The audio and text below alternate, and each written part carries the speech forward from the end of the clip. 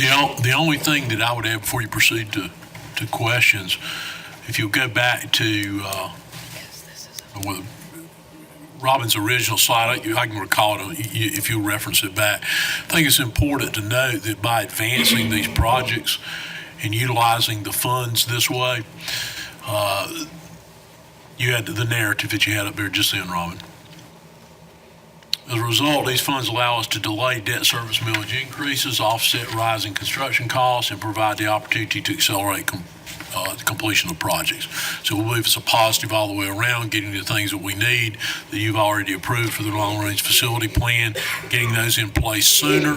And obviously, the sooner we put things in place, the more we can help offset inflation down the road, and that helps us to mitigate the possibility of a millage increase later on. So those are all positives, but the most positive thing is to get these things that are needed for our students and our schools in place sooner. Thank you, Dr. Roster. Ms. Leventis-Wells. Thank you, Mr. Chair. I'd like to make a motion to increase the LRFP-CIP budget for Robert E. Cashin Elementary School by $3,800,000 in FY21. High school weight room enhanced by total of $10,145,750. And technology refresh for Promethean boards replacement project by a total of $8 million. FY20-FY23-1 million each year.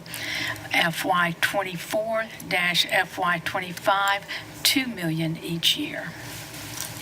Thank you, Ms. Leventis-Wells. And just as a clarifying, I believe you said FY21, but is it FY22 for Robert E. Cashin School? I'm sorry, yes. No, I just want to clarify. So we have a motion on the floor from Ms. Leventis-Wells and a second from Ms. Grayson. Any discussion? We'll go back to Ms. Leventis-Wells. None at this time. Thank you. Ms. Wells?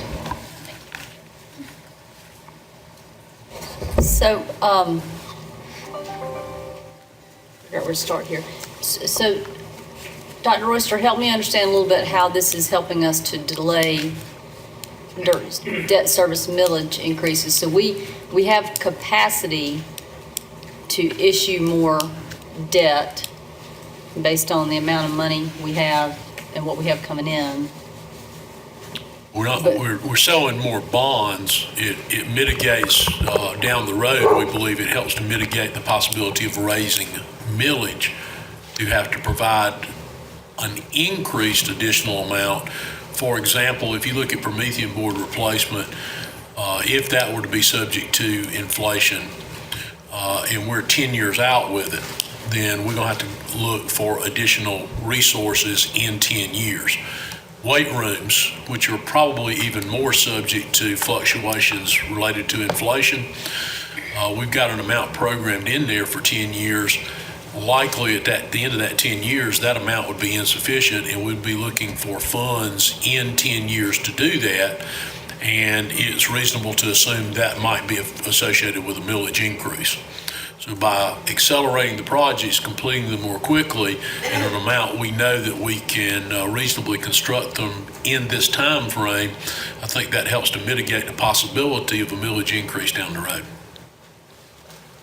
Okay, so you're trying to insulate yourself from inflationary and other cost increases just due to the economy. To coin a phrase Mr. Knotts was fond of using, cost avoidance. Yeah. Okay. So Robert E. Cashin, what was the original total budget on Robert E. Cashin? Okay, that was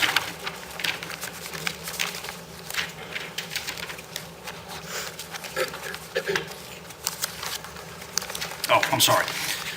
Beginning budget was $7,726,500. Back in March, you approved a $3,481,300 increase. And now we're going to increase it by another 3.8. Is what we're requesting. Yes, Primary driver, if I recall, in the March addendum to the budget had to do with additional classrooms based on the approval of the long-range plan that reduced pupil-teacher ratio in first grade and also the overage factor from +3 to +2. That was if I remember correctly, that was the primary driver in March. This brings this project in line with what we projected the cost to be for Summit Drive, although it's less per square foot. It puts it into a comparable range with that project. I think Summit Drive, low 300s, and this is high 200s a square foot, if I remember correctly. I mean, we had $7.2 million in the budget for this addition, and now we're saying it's gonna cost twice that. That's right, so you're saying part of that's because we've increased square footage? I believe the number Mr. Carlin gave you was the 7.2 was the actual construction budget. Is that correct, or was that the all-in budget? I believe that is all in. So 7.2, we just added 3.4, now we're adding 3.8, so just were we adding that much square footage? I'm trying to understand the. No, square footage add is minimal. You'll look in there, very much similar to Summit Drive. If you look at the very first explanation, you got $1.5 million because that OSF and SCDOT have greatly increased the amount they're requiring for on-site stacking. Okay, if you recall, that was the same thing with Summit Drive. All right, when they reconfigured that loop to meet the stacking requirements, if you look at adding to that building, the cheapest way we could have added to it would have been to run a single addition on it. We had to reconfigure those stacking lines. It placed that, what would have been a logical place for that single addition, in conflict with the retention pond and the septic drain field. So as a result, they're going to have to add in 3 places to the building, as opposed to just one place. It also required the addition of a gang toilet when we changed that configuration from 1 place to 3. And also some additional work inside the building to maintain similar classrooms together, i.e. kindergarten together, first grade together, pre-K together, that sort of thing. We've got about $100,000 in inflation since last spring. It's not unusual. Fire alarm system. New fire alarm system, that was the same thing that was true at Summit Drive. That's a little around $300,000 to replace the entire system, because we cannot simply add to, which was the original estimate. We just add to the system. And then you'll also see the cost associated with the building configurations that had to change because of the added DOT requirements. The paving, the grading, so forth related to the DOT stacking requirements is in the first bullet, and the facilities changes are in the 4th bullet. And we have now had, if I recall correctly, an estimator do a materials takeoff on the job. Yes, sir. So we're reasonably sure where we are. When you're about Joel, do I not have something that you guys have? I mean, I have a presentation like this. It's got 4 things and it doesn't have anything specific to Robert. Do you have that? Yeah, but that does. Okay, but those are 3 bullets and that's 3 specific items. So maybe there's something between now and the board meeting that I haven't looked at. That. Oh, you mean up at the top? Up at the top. I got you. Yeah. Okay. I got you. Okay. So. Okay. You found what I was referencing? Yeah. Oh, okay. Yeah. So, I guess typically what we've done with our long-range facilities plan is when we think we need to add something 5 years out, we're just taking a square footage number and estimating a square footage and basically putting a placeholder Yes. in the, yeah. The only thing that's different on this, and I'm not sure we'd choose to do it this way again,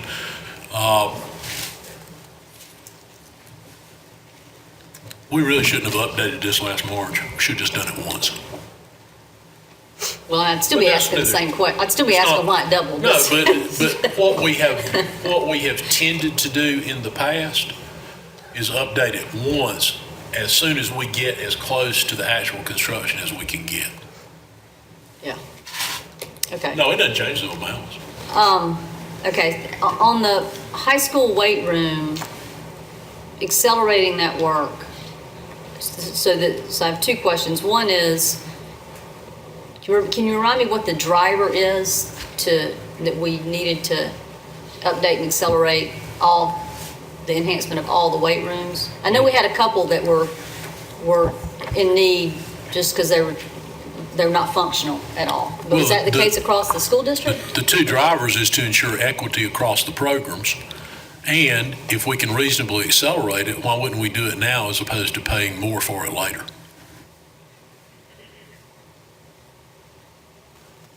Okay. There is not a project that's already approved that has a higher priority than that we could accelerate where we have a particular demand for that project to be constructed. Okay. And we got other projects that as we get closer to construction on them, we'll need to amend those budgets as well. So the prioritization with regard to when they were going to be updated, how was that? What was the criteria used for that? Year 1, year 2, year 3. You mean within the weight rooms? Mm-hmm. The primary driver was the number of athletes broken out by the square footage of weight room.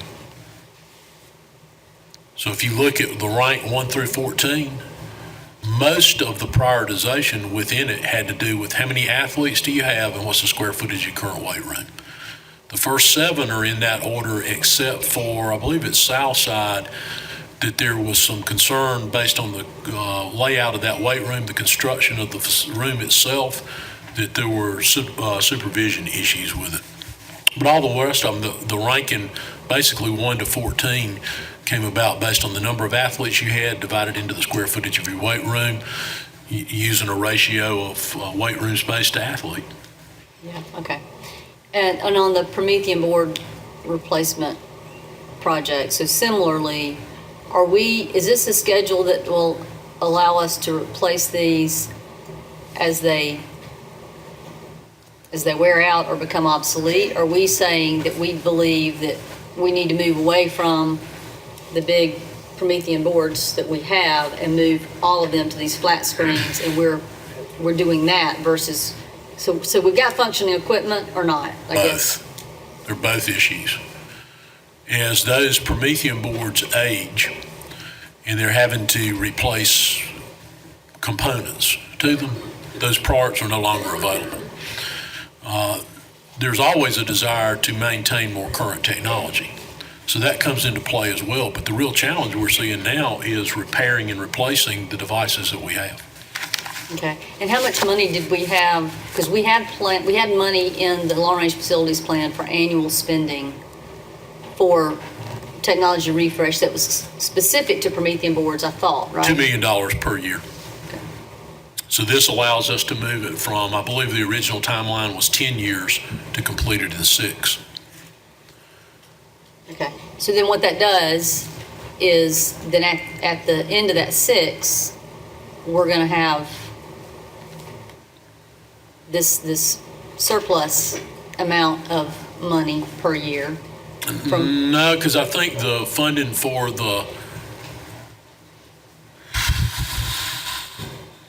let's see, at 10, we dropped it back by 2. You're going to pick up 6 million, is that right, total, Robin? Or do I have the number wrong? 6 million, 8 million? You should pick up 8 million at the end. But it won't necessarily be available all at the end, if that makes sense. It'll be available 2 million a year, and actually be, perhaps a little more than 2 million by the time we get to that point. But then what we would do there is recommend you pull that up either to a need you've identified in the interim or to offset an increased expenditure in another line. Okay. One of the things that is constantly under revision is the set aside we have for Mars for repair and replacement. So some of these things may help to fund that in future years. Okay. It's that catch-22 where as you add more things or accelerate buying things, then your budget you're still having to watch your budget growth. I know we're going to have some extra capacity in 2029, right? Yes. So it's just kind of thinking about, Well, what we What are believe we will thinking we're eat gonna up a lot spend? of that extra capacity is the project that have underway right now to examine particularly the non-best schools, or the schools that were perhaps somewhat renovated, but our older buildings, we still have a few 1950s and early 1960s buildings. Right. So I suspect that even without their study, in general terms, if you look at the life expectancy of a school building or any commercial building, most of those would be reaching the end of their reasonable life expectancy between 2029 and probably 2039. yeah, so what is the status of that report? Because you guys got somebody, We have you people. started working on that last year Yeah, and sometime. we have people doing the engineering assessment of facilities now. We will not have that ready this year. That's going to take a fair amount of work, and I want to be able to spend a fair amount of time with it internally at our level before we bring it forward to the board. So it will likely come as part of the long-range facility plan in the winter, spring of '21. Okay, but you don't have any reason to believe that what you've seen in your assessment so far would require, that we kind of hold back on some of this aggressive acceleration to be sure we have money to cover those deficits we identify. No. Now, we do know that we're going to be back, we'll be back in here. I think it's very reasonable to project that we'll be back in here next fall and be looking at the revenue and excessive expense from the general fund, and likely recommend that you use some of that to apply to building needs. Okay. Most particularly the project we have out there right now that we have just begun is in design phase, being the Innovation Center, Career Innovation Center.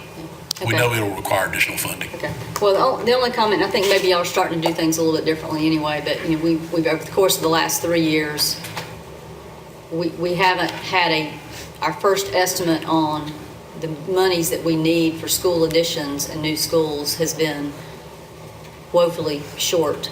So, for me, in the environmental stuff we do, a lot of times you'll ask for a preliminary engineering report where you do more work up front, so you have a better sense of what something's really going to cost. So hopefully we're moving in that direction to have a better, I mean, I know you can't have so good of an idea. You're going to have some shifts, but when projects double, and this isn't the first one, we had a few others.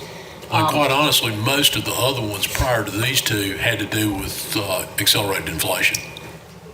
Not all of it, yeah. But The same thing, kind of majority some of it had to do. unanticipated site issues and changing things programmatically, and so I know there's a lot of And again, reasons. some of that, you're not going to know is we've adopted this. The plus side, we got these set in stone ed specs. The plus side of that is it's pretty easy to do a cost estimate on them.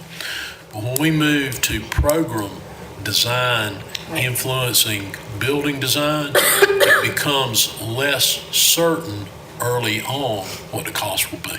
Right, so a little more earlier programming and kind of preliminary engineering might be helpful in helping us nail that down. So, okay, thank you, Mr. Lewis. Ms. Wells, we have 4 more speakers, so without objection, we'll extend for an additional 20 minutes.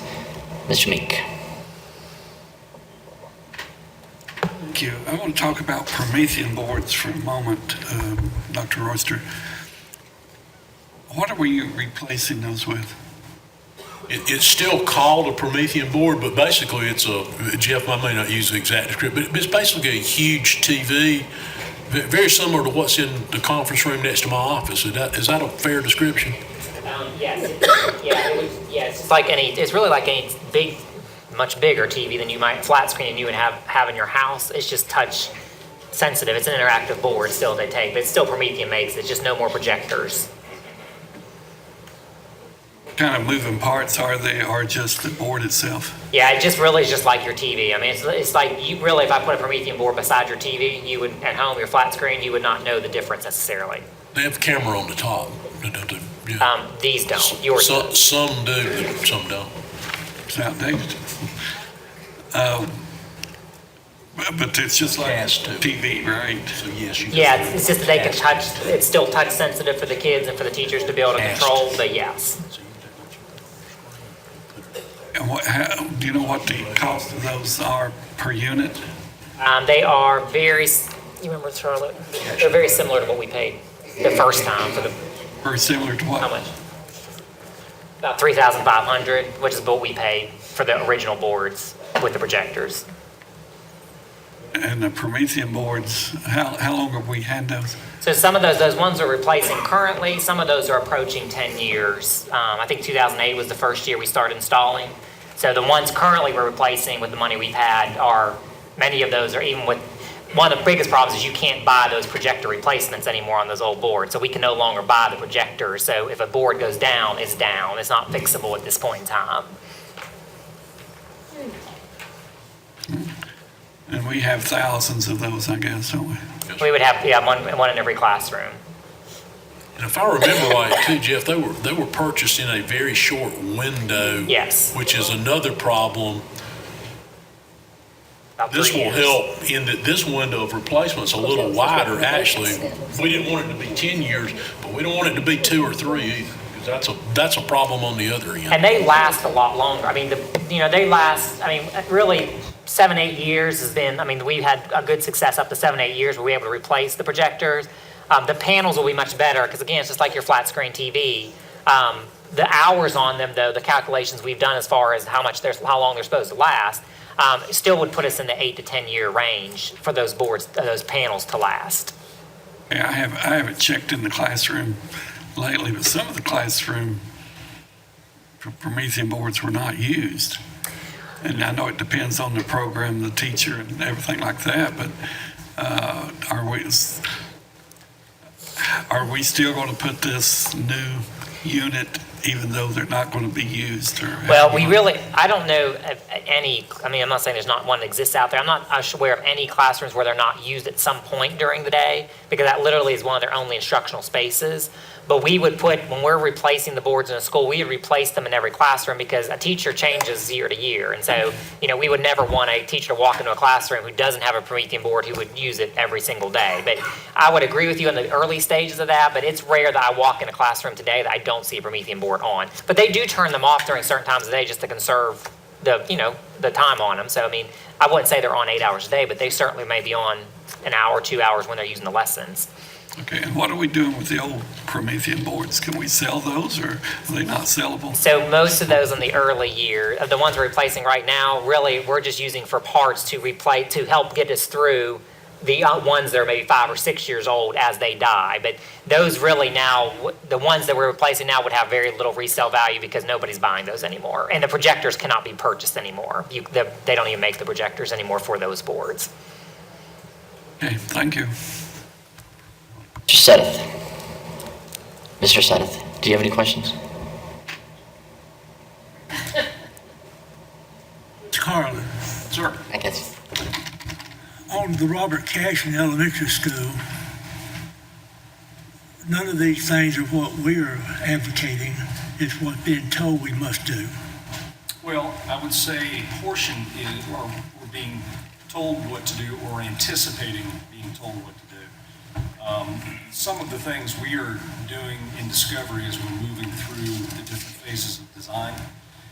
For instance, discovering that, okay, since we have a septic field out in this area, and a detention pond that we have to deal with, well, it probably makes more sense to put the additions on in smaller bites, like Dr. Royster was talking about, a couple at the back of the school and one at the front of the school to address the design as we're moving through it.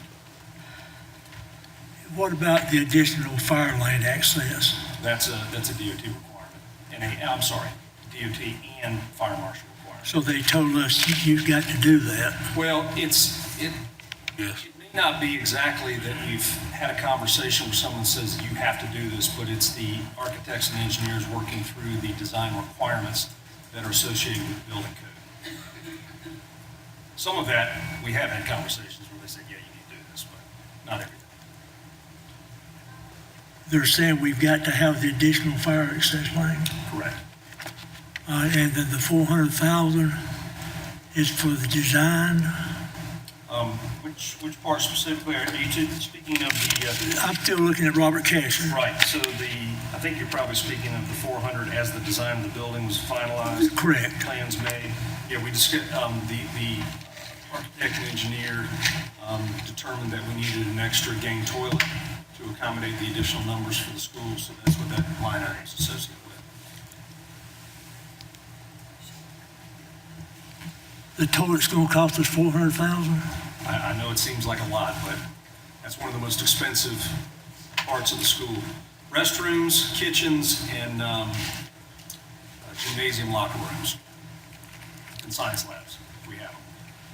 I wanna see that toilet.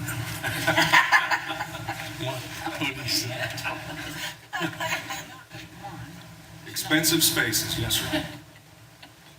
Must be somebody special to be in that one.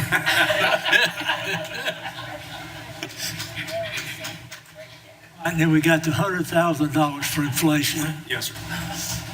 We're anticipating. And then the 1.5 million, is that other things here that say we don't have a choice? Well, all The of stacking this, loops, exchange, et cetera, whatever we say in here. none of the things we've indicated in the line items are extraneous. We think we're going to need those dollars to accommodate all the needs associated with the additions. We think this will be the last one we'll need as far as this is concerned. That is Lord, get us that is through. my hope and prayer, yes, sir. Okay. And the $300,000 is to replace the entire fire alarm system That's correct, for the entire school. for the entire school. We're discovering as we're advancing on some of these projects that we're in, historically, we could add on to the existing system. It's just it's becoming impossible to do that. So that's 3.8 million All total, yes, sir. for that school. Yes, sir. All right, then we come down here to the weight room. Yes, sir.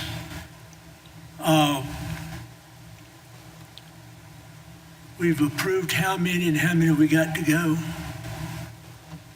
Well, the proposal is so that we can accelerate the timeline for the 13 weight rooms. So that will add 6 high 6 schools. years. And then the remaining 7 weight rooms will be completed by the spring of 2024. I believe. It's what it says right here.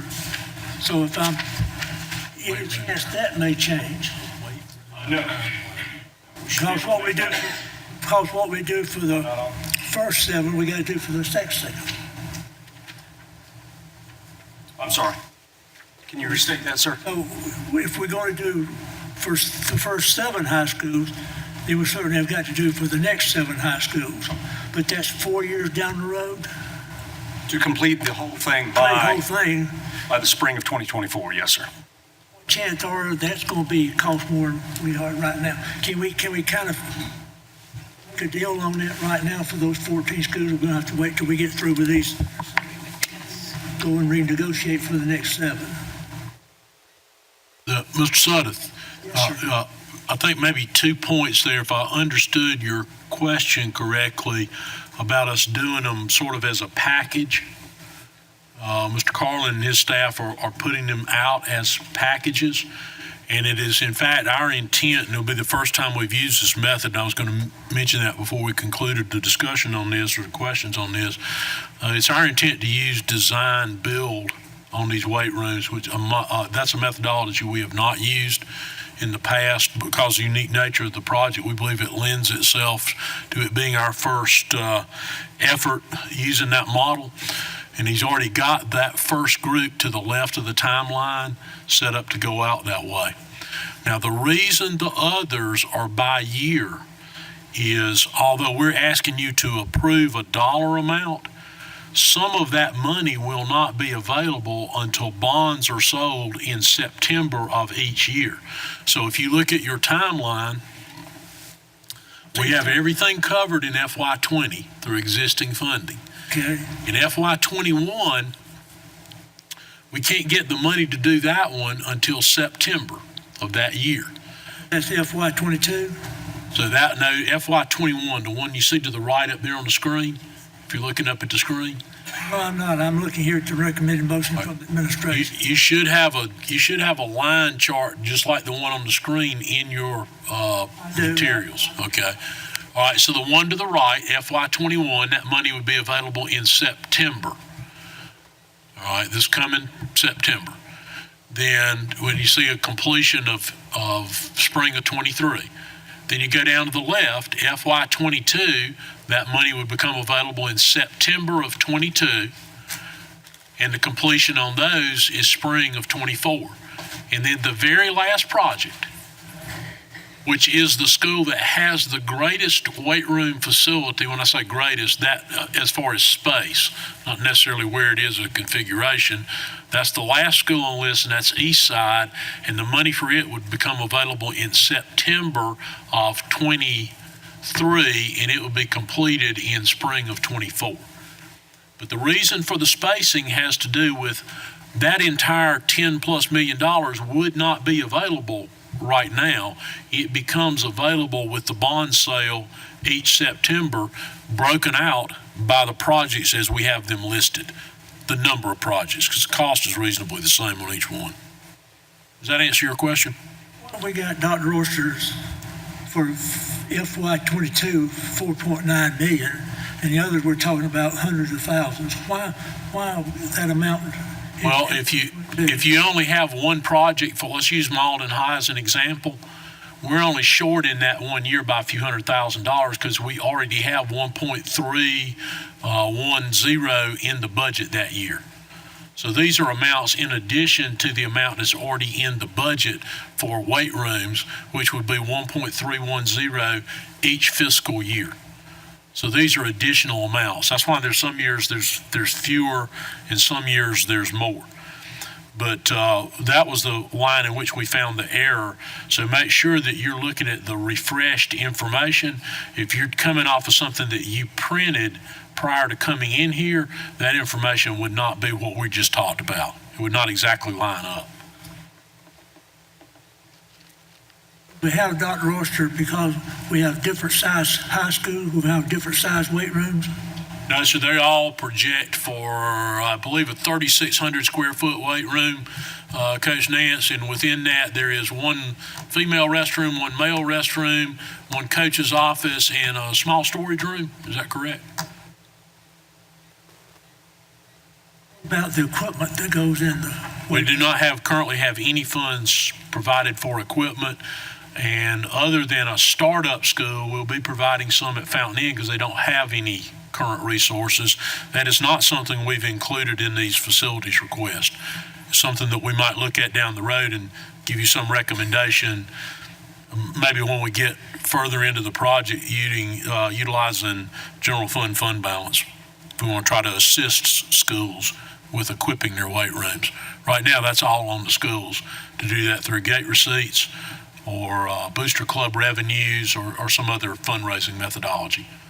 All of them have weight equipment to some degree or another. We're going to have 14 schools with nothing in them. No, sir, they'll put the weight equipment in them that they currently have. Some of them have a considerable amount of weight equipment and some have a lesser amount. Have a much lesser amount. Yes, sir. Okay. The Promethean board.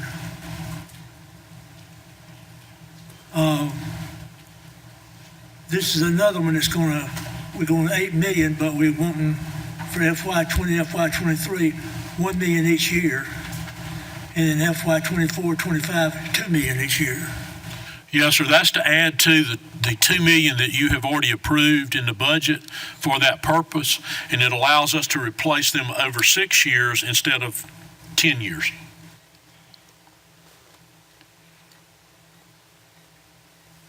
Any thought that these things may be obsolete? Yes, sir. And that's really the reason to purchase them sooner rather than later. Everything we've got is technology based is obsolete. We just bought these computers here. This past year? I'm sure they're certainly not the latest model. That's going to always be true of any kind of technology. almost as soon as we buy it, it becomes somewhat obsolete. And with these Promethean boards, how long do they last? Well, the ones we've got now have lasted, how long, Jeff? 10? Yeah, these would have the same running time, 8 to 10 years. The length. 8 to 10 years, Mr. Sudduth. Chalkboard lasted 20 years. A chalkboard lasts you 75 Yeah, it'll last as years long if as you wanna keep it. clean right. It's the only time I 20 years. 10 or 20. Stack. How much did we raise the last time we met? What was the figure? 27 million, what was it? The last time we approved this increase in our strategic plan, wasn't that 27 million? I believe Mr. Sutt's question is the amount that was approved out of general fund balance for non-recurring items. It was 25.4 million. 25.3? 0.4, I believe, Mr. Sutter. And this added to that makes, how much are we adding now to this one? For the total increase out of capital improvement,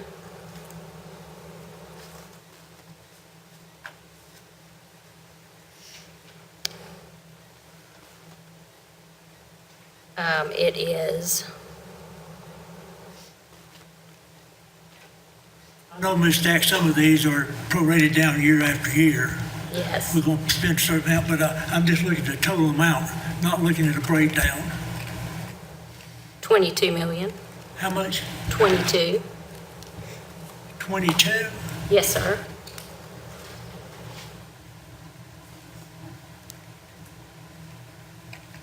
$47 million? Yes, sir. Now, all of this is coming out of the reserve fund? No, sir. Just the All right. 25.4 million out of general fund balance. And the 22 is going to be budgeted across several years out of the capital improvement program budget. All right, Ms. Stack, so the first thing we did, we took the 25.4 out of the reserve fund. General fund, yes, sir. Yes.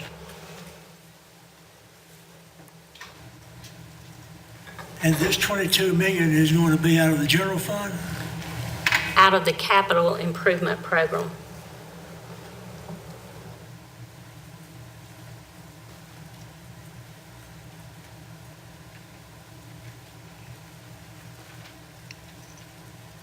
Is that going to have any effect on our reserve fund? I think the last time when we did the 25.4 million, we said we could take that money out of the reserve fund and it wouldn't be a problem. We still wouldn't have to raise taxes. If you approve this request today and subsequently the board meeting in 2 weeks, it does not affect our reserve fund in the capital budget nor in the general fund budget. That is correct. So what you're saying, Dr. Royster, we don't have to worry about not having the money for. No, sir. We do not. Sure, I'm right. 25.4 million we're going to take out of the reserve fund. And 22 million we're going to take out of the capital improvement fund. Is that correct, Ms. Stack? Yes, sir. Thank you. And neither of these will necessitate an increase in our taxes. No, sir. Okay. Thank you. That's all I have. Thank you, Mr. Sudduth. Dr. Ball O'Connor. I'm sorry, Dr. Ball O'Connor. Without objection, we'll extend for another 15 minutes. Dr. Ball O'Connor. Thank you. Got to see if I remember my questions now. A comment first. It's lovely to hear from Ms. Stack today. Thank you. And Mr. Carlin, two people who are not usually up here making presentations. Y'all have done a great job. Thank you for that. I want to ask about the Promethean boards again. It's frustrating, and Mr. Royster addressed it, that technology changes so quickly that we're not really sure that it's going to be just what we need. So my concern is that for those teachers over the years who have some have used Promethean boards, some have said it's not their thing, or got to get somebody to come calibrate this or that, and just all kinds of issues with it. It sounds like this is an improvement in that it's just a board, but doesn't it take away some of the ability to interact with the board, or can you still write on it? Kids can write on it? Yeah, it does exactly the same thing that the old Promethean boards do. Okay. It's just they don't have, it's not a projector and a board anymore. But yeah, they Okay. can still write on. Matter of fact, it actually has more enhancements because multiple more kids can write on at the same time. It's a Okay. crisper screen, so all those rooms you walk into where you're in the dark, it's like similar to what you see in A. We don't have to turn the lights out in A because the screen's bright enough to see it. So all these Right. boards will be bright enough to see So I'm as well. guessing that if we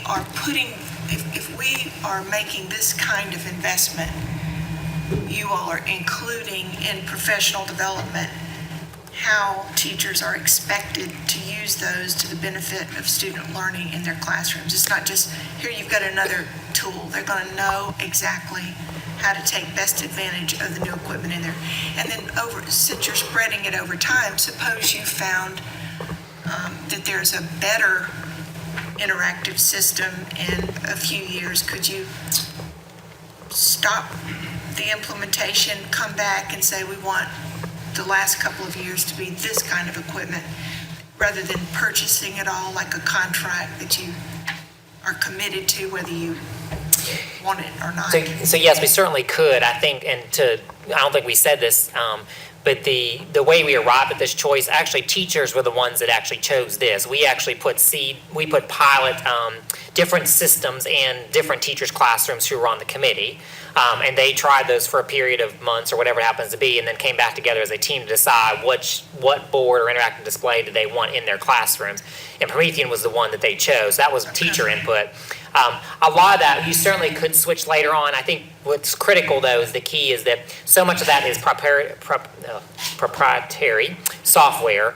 And so the biggest thing for teachers, they want to create, most of our teachers are using the board in some capacity. They've created all these materials for these boards, so they don't want to lose out on all those hours of, stuff they've created. Because an interactive board nowadays, it doesn't really matter what name brand you slap on it. It does a lot of the same type of things, but the Promethean has extra features that our teachers like and use in the classroom. Okay.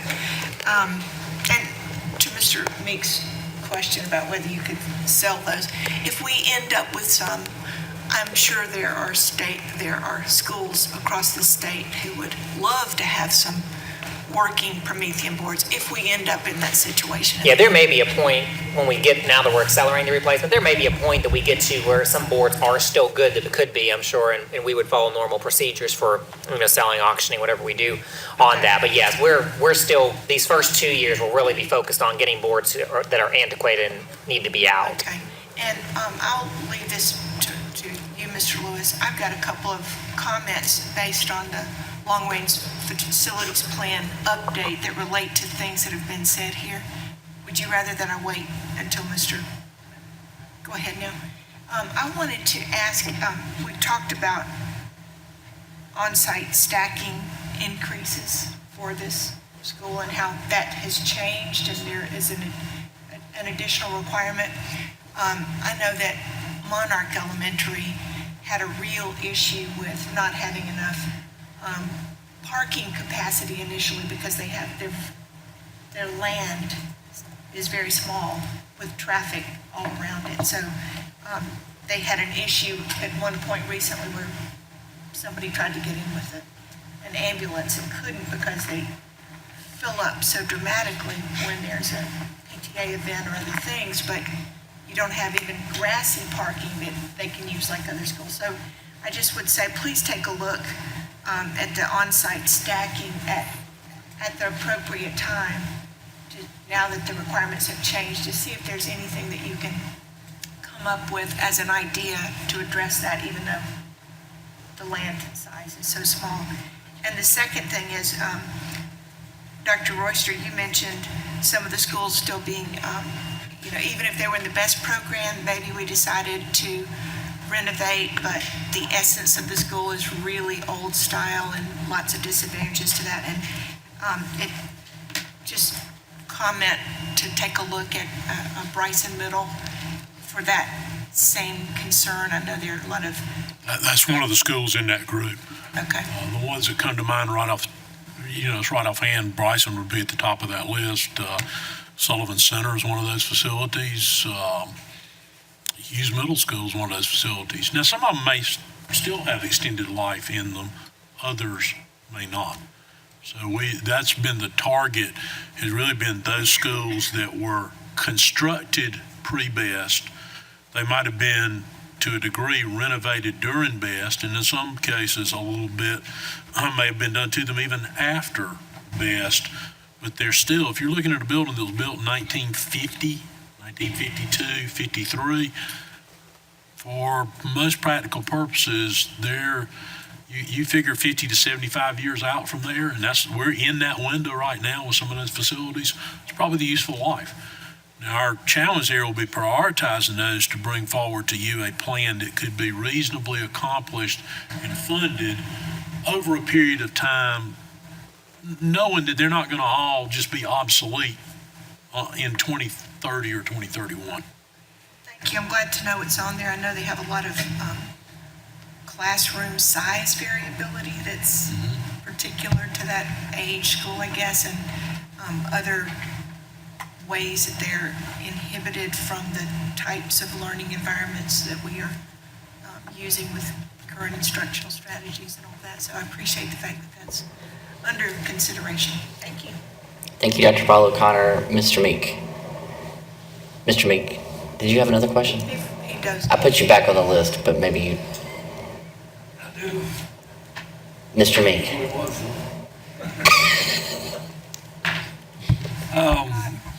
On the Promethean boards, Mr. McCoy, it's the same company. Are we buying the new Promethean boards from the same company that we bought to? Promethean's the manufacturer. I don't know the word using the same. Are we using not from the original? Is it the same company? Yeah, same company.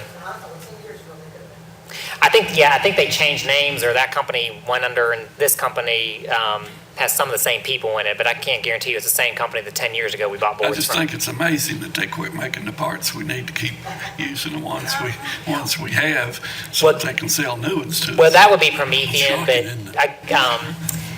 what I would say is, again, they told us from up front that 10 years was going to be the life of the board. So those electronics are dying, all that stuff, and really the big piece is now the technology's changed, to Dr. Royster's point.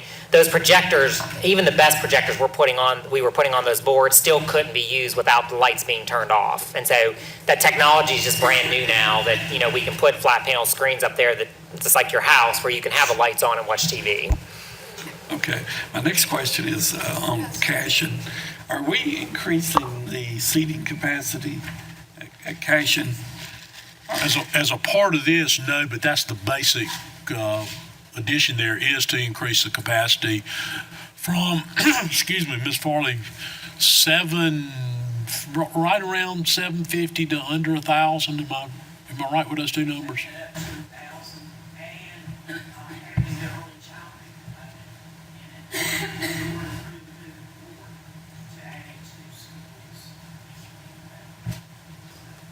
And when, Betty? 21? The early childhood component, where as we move forward, any school we're adding on to, or any new school, if adding on, we have space to have an early childhood component in the schools. We did that at Gordon. That is occurring at Summit, and will be occurring at Ashland. So 1,000 students. So we don't have to increase the core facilities? The school was built for 1,000. Okay. When we did BEST, we did the school, we built the core for 1,000. There's some ancillary space, if I recall correctly, on those drawings that relate to the core, but not the core as you might be thinking about, not the cafeteria, the kitchen, but I think some additional office space for, they'll pick up like a counselor or administrator. So there's some additional spaces like that, but not the lobby or the circulation areas or the gym or the dining area or the kitchen, all of which were built for 1,000 student capacity. And so we're only presently at 715 or 20 or something like that at Cashion. Well, I think it's about 775. Up 775. That's fluctuated based on whether they were they fluctuated in and out of Title I status, which changes their capacity because of the resources of Title I. We're expecting we'll need 1,000 seats in the near future. Yes, sir. If Dr. Worcester will give me just a moment, there have been a tremendous amount of new subdivisions in south, going out of the city of Greenville down to Brooksville Road and down 25. As a matter of fact, I glanced at this morning, and there are 2,800 approved lots in Ashland's Contingency. Wow. Okay, thank you. You sold me. Hey, Mr. Meek, you good? Thank you, Mr. Meek. I believe that's all our speakers for today. We have a motion on the floor and a second to increase the long-range facility plan capital improvement budgets as described in board docs. All in favor, say aye. Aye. All opposed, the motion carries. And that concludes this portion of the Committee of the Whole agenda. I'll turn it back to Ms. Leventis Wells. Thank you, Chairman Lewis. I appreciate it. At this time, Mr. Sailors had to go make a visit and is not with us. So his son is in the hospital, but he's doing well. And at this time, I will ask Mr. Lewis if he would do buildings and grounds for Mr. Sailors. Thank you. Thank you, Madam Chairman. Item 4.01 is the Facilities Project Report. Dr. Royster. Hey, Mr. Lewis, we don't have a particular report to give today. Mr. Carlin will be available to answer any questions that you might have. And if you want to look to your left or out there in the hall, some of you will recognize Talmadge Gray, I believe. If you want to wave to him and speak to him. Hey, Talmadge. Hello. How are you? I am doing fine. How are you? Right now that we saw you. Good to see you. I was very clear that you guys needed some help. If you have any questions, I'll take some briefly before I go. We were just wondering if Mr. Royster was being suspended or expelled. Well, I just wanted to make sure we kept away from things sharp. I wanted him to know last night I was rooting for the Tigers. Yeah. Thank you, Talmadge. Thought y'all might want to speak to Talmadge since he was up here. But we don't have a particular report. We'll answer any questions, and then we have a second item with renewal of the lease. But if you have any questions for Mr. Carlin. Dr. Ball O'Connor. Yes, I wondered if you had had a chance, Mr. Carlin, to look at synonyms that you might use for gang toilet. And during, I have found a few: crew, group, bunch, company. All of those are synonyms, and the only one I would exclude is party toilet. But the rest of it, thank you.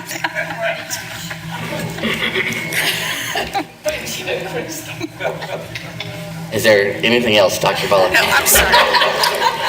I'm sorry. Mr. Meek.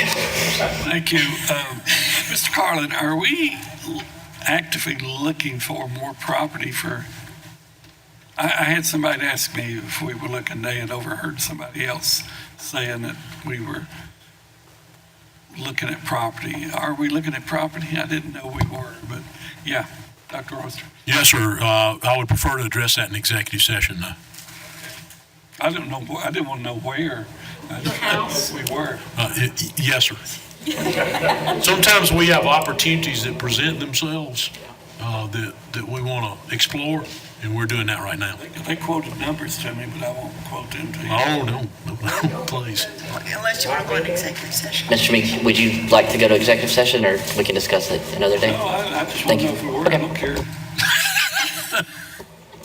Let the record show Mr. Meek doesn't care. Any other questions? Hearing none, that concludes this portion. And the next item up. You got lease. No. Lease. I haven't gotten there yet. Next item is 4.02, the renewal of the lease agreement at Old Bryson Elementary School. Everybody jumpy, ready to go. There is a recommended motion from the administration to approve the lease for the Mr. Center for Chairman. Community Services. I make a motion to approve the new lease agreement with the Center for Community Services for the period of March 22nd, 2020 through March 21st, 2025. Second. We have a motion from Ms. Grayson and a second from Dr. Paul O'Connor. Any discussion? Dr. Royster? Any information? No, sir, we certainly answer any question you might have. It's a routine renewal. They've leased that property, I believe, since the time we built the new CDC down there. Any questions for staff? Any comments, Mr. Meek? I just wondered, can you remind me what organizations rent it for $1 a year? I just looked at that and I just wondered. Do you have the list, Mr. Carlin, in front of you in the lease? Those that are represented at that location, shall I read it? Yeah, I assume that's Mr. Meek's question. Yes. So we've got Golden, am I on by the way? No. Yes. Okay, there we go. Golden Strip Learning Center, Golden Strip Emergency Relief and Resource Agency, Greenville County Health Department / DHEC, Greenville Free Medical Clinic, Case Management through Center for Community Services, Medicaid Enrollment, SHARE, which is Early Head Start, and then SHARE Head Start.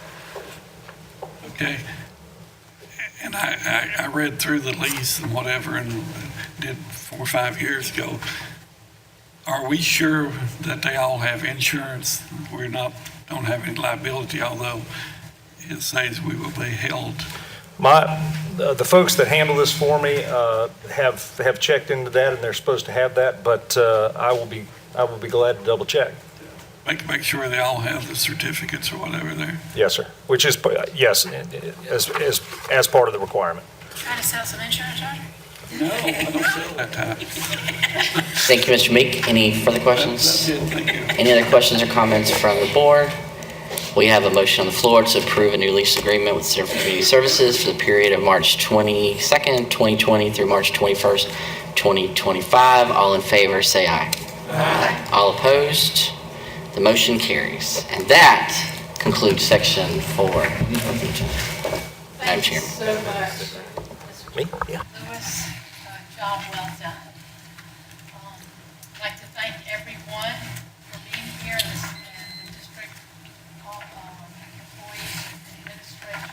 Thank you for sitting through this meeting that ended up going longer than we anticipated. So I will entertain a motion to adjourn. Motion to adjourn.